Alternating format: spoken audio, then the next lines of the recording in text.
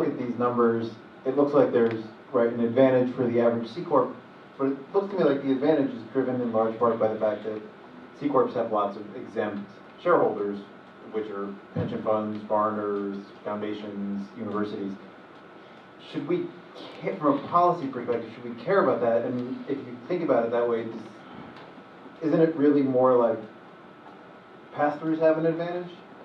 Like, how should we think about parity in that context? Yeah, well, I think aggregation is a big issue, and how OMB decides, or IRS and Treasury, how the regs come out, is a very substantive issue.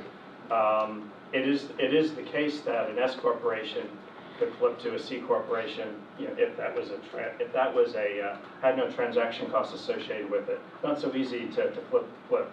So they might be kind of stuck in the current status.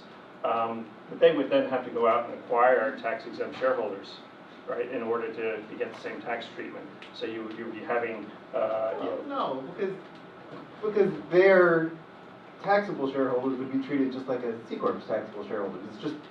Isn't it just because C Corps tend to operate in equity markets where they're attracting investment from tax-exempt shareholders? That's an artifact of the way they're organized, not necessarily like. They call it an artifact of their investor base, right? Yeah. Their investor base looks like X.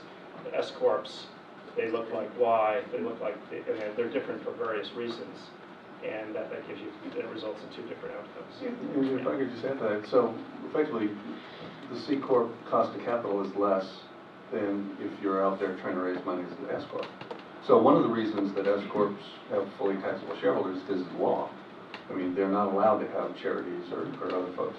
So if I'm a C Corp and I'm able to go out and access sovereign funds and pension funds and all these folks who don't pay that second layer of tax, so their cost of capital is a lot lower. Their expected return is going to be a lot lower than somebody who's actually going to have to pay tax on that return.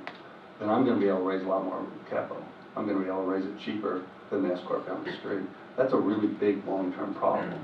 And that's one of the reasons that S Corps were created in the first place, with the single layer of tax and what Doug talks about, the liability, the umbrella of liability protection, because closely held businesses, and this kind of gets back to one of the things that Doug was talking about, closely held businesses, the way to divide the business community is not big, small, all that stuff. It's closely held businesses who operate with one set of rules and one set of governance challenges, and public companies who are access to public markets and have access to all this cheap capital.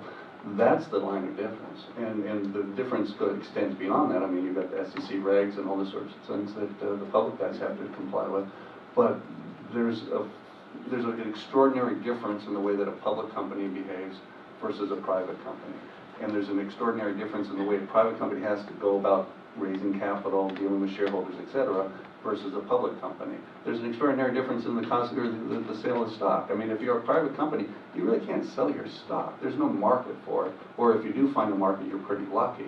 Whereas a public company, you're churning the stock all the time, so the cost of the stock is actually higher for public companies than it is for private companies. So that's, in my mind, I always really chafe at this idea of small versus large. It's not, it's closely held businesses versus public companies. That's the line that differentiates the two.